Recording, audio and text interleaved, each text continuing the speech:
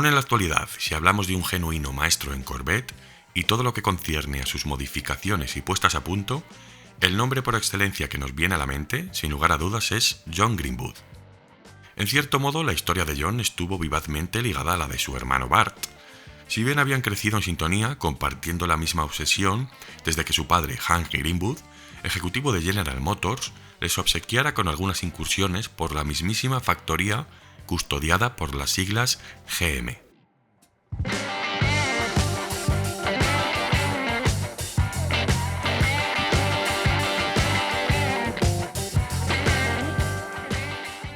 A pesar de que John eligió la ingeniería como carrera profesional, en lo que ciertamente despuntó fue en exhibirse como piloto, y más aún, en una manifiesta fama como preparador que él mismo se fraguó corriendo en las calles de Florida.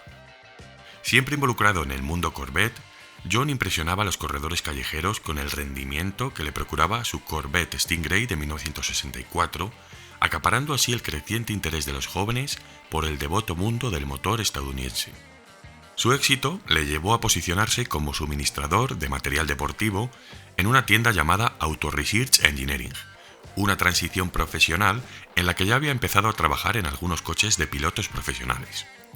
Y los que no lo eran, con la misma frecuencia, ambicionaban el material que John llevaba bajo su capó. De este modo, a comienzos de los años 70, John Greenwood ya había competido con cierto éxito a bordo de algunos Corvette prácticamente de stock, y se convertía en un nombre reconocido en las pistas de todo Norteamérica. Expandiéndose a nivel internacional, John se había involucrado de lleno en el mundo de la competición. Entonces sus conocimientos de ingeniería y una ya profusa experiencia como preparador le habían otorgado las habilidades necesarias para que sus V8 pudieran rendir por encima de las 8.000 revoluciones, algo que era inusual en el 90% del resto de coetáneos de aquella época. No obstante, en 1974, Greenwood presentó en Detroit su denominado White Body, caracterizado por un brutal kit de carrocería, que además recibía una intensa actualización que erradicaba los manifiestos defectos de chasis que venían relevando los Corvette C3 de fábrica. Todo el chasis fue reajustado a través de una logística que implicaba la empresa Protofab, compuesta por auténticos especialistas en la materia y cuya dirección estaba a cargo de Bob y de Bill Riley. Este segundo ejercía entonces como ingeniero asistente. Quedaros con el título de Protofab y con el apellido Riley porque a la hora de hablar de la IMSA o de las carreras SCCA en general van a ser mencionados constantemente.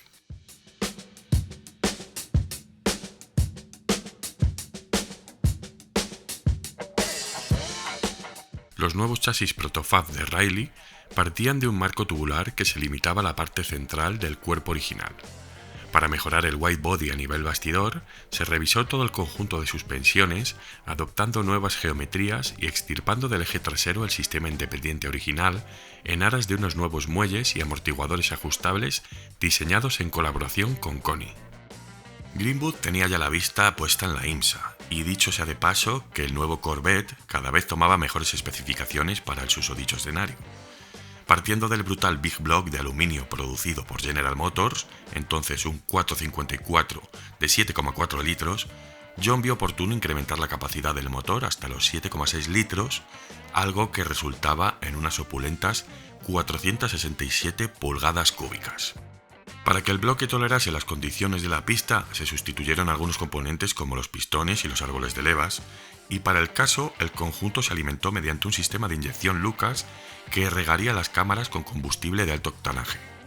Junto con otros elementos y aderezado con un sistema de lubricación por cárter seco, el Corvette Greenwood alcanzó los 700 caballos de potencia. Cuando el ingeniero comenzó a ser un habitual de las parrillas, este ya era conocido por la licencia de padre de los Corvette. De esta manera, inspirándose en el éxito y la demanda de estos vehículos de competición, la propia General Motors, también inspirada en ciertos intereses comerciales, como es obvio, le tendió a Greenwood cierto soporte oficial para que éste completara sus proyectos y a la postre para que todo el material también llegase a estar disponible en otros clientes privados. En este punto, la ambición de Greenwood llegó hasta el límite de plantearle a General Motors el ofertar sus kits de carrocería para los Corvette de calle.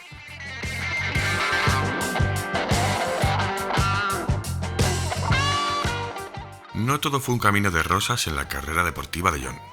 A A pesar del excelente rendimiento de su maquinaria, sus andanzas sobre la pista se vieron lastradas por un solo factor: la fiabilidad.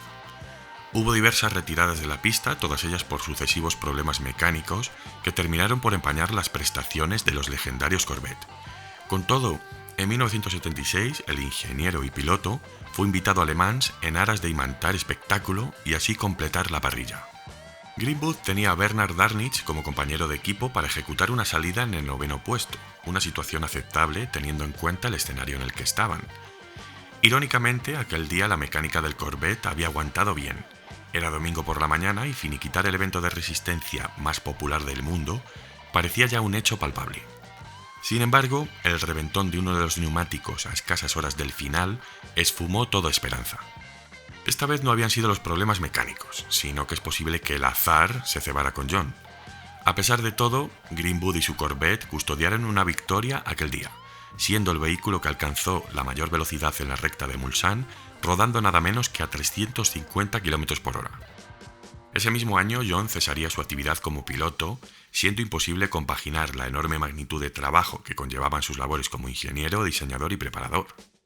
Tras su muerte en 2015, como padre de los Corvette, el ingeniero y piloto recibió infinidad de homenajes, siendo el mejor de todos ellos la frecuente resurrección de todos sus logros cada vez que se habla de un Corvette de competición, cualquiera que éste sea. Si hacemos un breve repaso en la familia de los Corvette de John, personalmente comenzaría resaltando la versión del equipo BF Goodrich. Este sería uno de los 3 Corvettes calzados con neumáticos radiales de calle de alto rendimiento, BFG, que compitieron contra otros coches de carreras equipados con slicks de competición tradicionales entre 1971 y 1973 aproximadamente. Los números 48 y 50 convertibles fueron designados como chasis de carreras, mientras que el BFG reservó el número 49 para relaciones públicas, marketing y exhibiciones. Bueno, como he dicho, al final 3 Corvettes BFG Starry Stripes fueron construidos y preparados por Greenwood y posteriormente equipados con componentes exclusivos de suspensiones y frenos. También fueron armados con bloques grandes el 88 y ZL1, y el hermano de John, Bart, diseñó la famosa librea patriótica que terminó convirtiéndose en todo un símbolo de este modelo.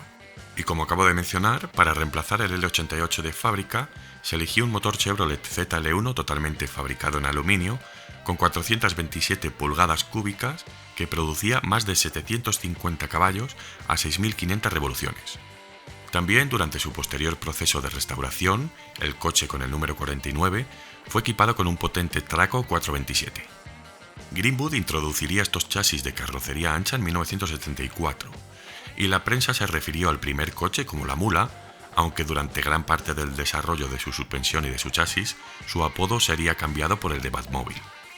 El rendimiento en la pista pronto generó respeto por este coche de última generación, culminando su fama con la versión Spirit of Sebring de 1975.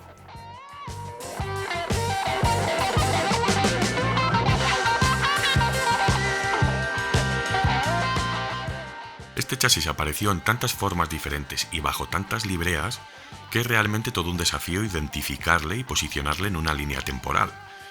Eso sí, una de las formas más interesantes del coche fue cuando lució la librea Old Blue y cuando estuvo dirigido por el piloto canadiense Rudy Brown y por supuesto por John Greenwood en la categoría Trans Am. Ciertamente, aparte de los propios Rudy y John, pocas personas recuerdan esta configuración. El resto de la historia del Spirit of Sebring 75 es verdaderamente intrigante. Cada configuración de este coche de carrocería ancha sirvió para probar nuevas ideas y nuevos enfoques sobre las carreras. Durante sus 2 importantes años de competición, Greenwood había utilizado el chasis para presentar el diseño de carrocería ancha, el sistema de inyección Kinsler con ram transversal, una suspensión especial diseñada por Bob Riley y muchas otras soluciones menores. Era una época en la que uno de los chasis, por ejemplo, aparecía frecuentemente con cambios de diseño en su carrocería y en sus libreas, pero todos pensaban que eran diferentes coches y que en las tiendas de Greenwood estaban produciéndose numerosos chasis. Nada más lejos. En realidad solo había unos pocos coches fabricados y apenas un par de hombres dedicados a las carreras. Después llegó 1976, el año que marcó el final de los coches con chasis estándar en las principales series de carreras norteamericanas. Las nuevas reglas introducidas en el 77 permitían el uso de chasis tubulares completos y otras modificaciones significativas con respecto a las suspensiones tradicionales. Fue el comienzo de una nueva era para las carreras y, como siempre, John Greenwood estaba allí.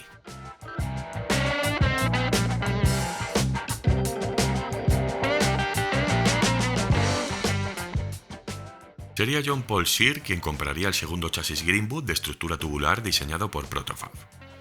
Fue en la pista donde John Paul conoció a John Greenwood y habían estado hablando sobre los coches que conducían.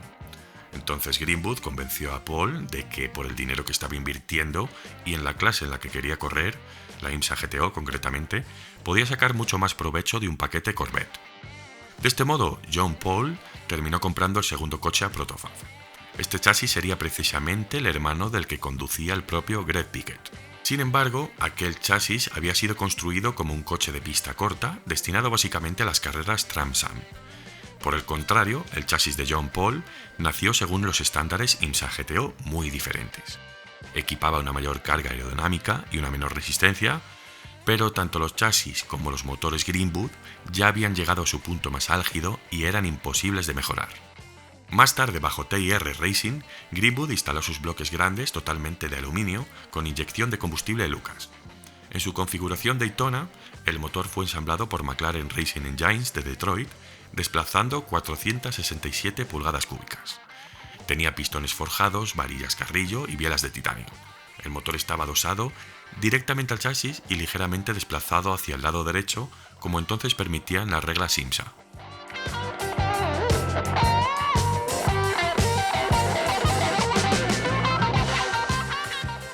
Estuvieron también los GT y Sebring GT de calle, que se fabricaron entre el 75 y el 77. El estilo de la carrocería del Sebring se basaba ligeramente en los coches de carreras, aunque era notablemente más estrecho. La zona trasera se perfilaba mediante unas formas bastante planas, que era una referencia tomada directamente del chasis de carreras del 74, que contaba con aportes aerodinámicos de Randy Whitty y Zora Arcus Duntop. Todas estas modificaciones le costarían al exigente propietario del modelo aproximadamente el doble de precio de un Corvette de serie de la época. En las propias instalaciones de Greenwood, emplazadas en Troy, Michigan, se construirían dos unidades GT, uno negro y otro azul. Rick Mancuso, distribuidor y piloto de Corvette, encargaría por otro lado la construcción y la venta de otros 15 GT a través de su concesionario Chevrolet de Skokie, Illinois. Algunos de estos coches también fueron construidos en el nuevo taller de Greenwood en Dearborn, Michigan.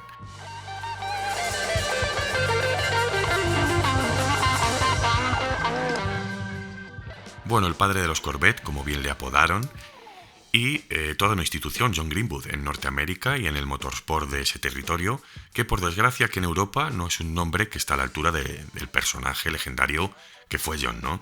Aquí, como sabemos, no se consumieron este tipo de categorías como la IMSA, o bueno, de la SCCA en general, y por desgracia, como digo, no tenemos esos conocimientos y esta cultura tan vasta que tienen allí en Norteamérica sobre el motorsport.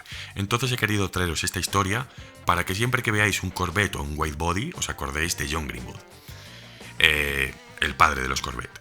Bueno, Masters, y ahora más que nunca necesito vuestra opinión sobre el vídeo, ya que estoy intentando moldear un nuevo formato de capítulos para el canal que creo que van a permitir abarcar muchísimas más historias más raras, más complejas, y eso va a duplicar, yo creo, que el contenido que os pueda traer. Así que nada, como siempre, agradeceros vuestra participación, vuestras sugerencias, vuestros comentarios de apoyo, y ya somos casi 20.000, así que imagino que tendremos que preparar algo especial, ¿no? Nos vemos en el siguiente capítulo. Gracias.